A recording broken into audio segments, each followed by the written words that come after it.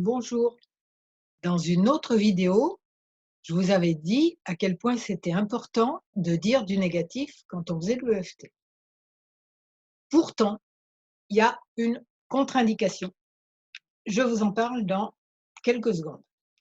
Je me présente, je suis Claude Canivez, auteur du blog J'aime l'EFT, où vous trouverez plein d'explications et d'exemples de protocoles EFT sur cette super technique, super efficace qu'est l'EFT. Alors, quand est-ce qu'il ne faut pas, guillemets, hein, dire de négatif, plutôt ne pas en dire en boucle. C'est-à-dire, vous êtes par exemple en colère après quelqu'un. Tout ce que vous êtes capable de dire sur le moment, c'est qu'il est méchant, pas beau, vilain, que vous êtes une innocente victime et que vous êtes gentil et que lui, il est méchant. Donc on y va, EFT, parce qu'il faut sortir toute cette pression-là qui est là. Hein, sortir la vapeur de la cocotte minute. Donc ça va être, même si ce type est un affreux méchant qui m'a fait que du mal et que je ne suis pas du tout responsable de tout ce qui se passe, bon, je suis quand même quelqu'un de super gentil, quoi.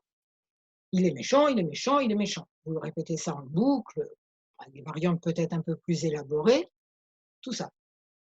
Au bout de quelques minutes, disons 3 rondes maximum. Ronde, c'est tous les points à tour de rôle. Si vous êtes toujours en train de répéter: «Il est méchant, il est méchant, il est méchant», sans être plus calme, il y a un problème, ça va plus servir à rien.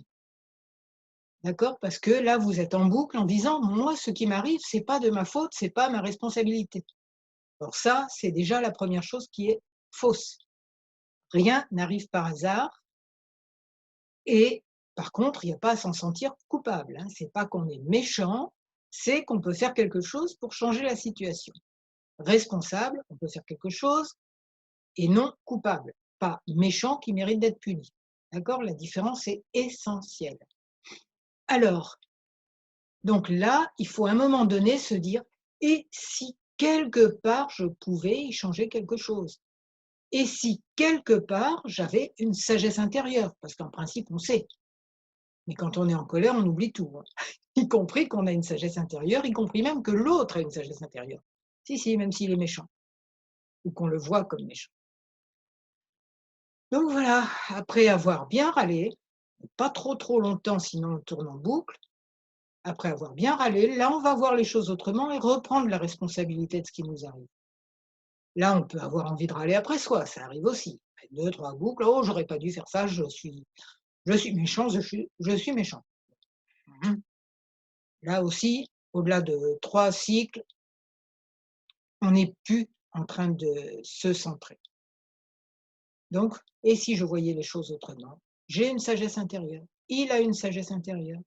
Peut-être que des fois, il n'est pas que méchant, peut-être que et on va lentement sortir de la spirale infernale, hein, sortir du tournage en boucle.